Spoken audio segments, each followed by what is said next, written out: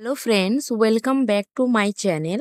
আজকে আমি আপনাদের সঙ্গে শেয়ার করব লাল শাক ভাজা। খুবই ঘরোয়া একটা রেসিপি হলেও এই শাকের গুণাগুণ কিন্তু অতুলনীয়। খাদ্য তালিকায় সপ্তাহে একদিন হলেও এই শাক খাওয়া খুবই দরকার আমাদের জন্য। এই শাকের খাওয়ার ফলে আমাদের হজম শক্তিতে সাহায্য হয়, চুলের বৃদ্ধিতে সাহায্য করে এবং চোখের জন্য ভীষণই উপকারী। তো চলুন দেখে নেওয়া যাক আজকে আমি এই শাক ভাজা কিভাবে বানাচ্ছি।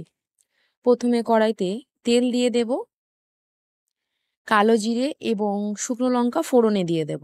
গন্ধ ছাড়লেই দিয়ে দেব কেটে ধুয়ে রাখা শাক এবং আলু। দেব স্বাদ মতো লবণ, হলুদ এবং কাঁচা লঙ্কা। শাকে একটু কাঁচা লঙ্কা হলেই যেন খুব ভালো লাগে। কিছুক্ষণ নাড়িয়ে চাড়িয়ে চাপা দেওয়ার পর জল বেরোলেই ভালো করে নাড়িয়ে চাড়িয়ে দেখে নিতে হবে যে আলু শাক সেদ্ধ হয়েছে কিনা।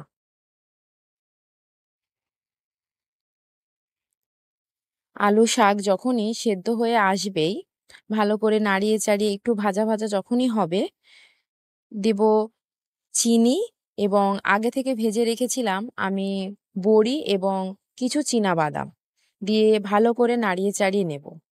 দিব কিছুটা পেঁয়াজ, দিয়ে পেঁয়াজটা নরম হওয়া পর্যন্ত শাকটাকে একটু নাড়িয়ে চাড়িয়ে ভাজা ভাজা করে নেব। যখনই পেঁয়াজ নরম হয়ে শাকের সাথে মিশে যাবে, ওপর থেকে দিয়ে দেব পোস্ত।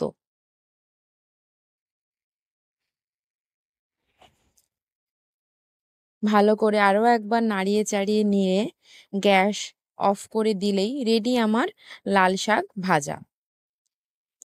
গরম ভাতের সাথে এরকম শাক ভাজা হলে হয়তো আর কিছুই লাগে না।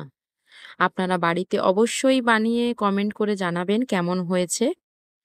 আর ভিডিওটা ছেড়ে যাওয়ার আগে like, comment, share and subscribe করে যাবেন। Thank you.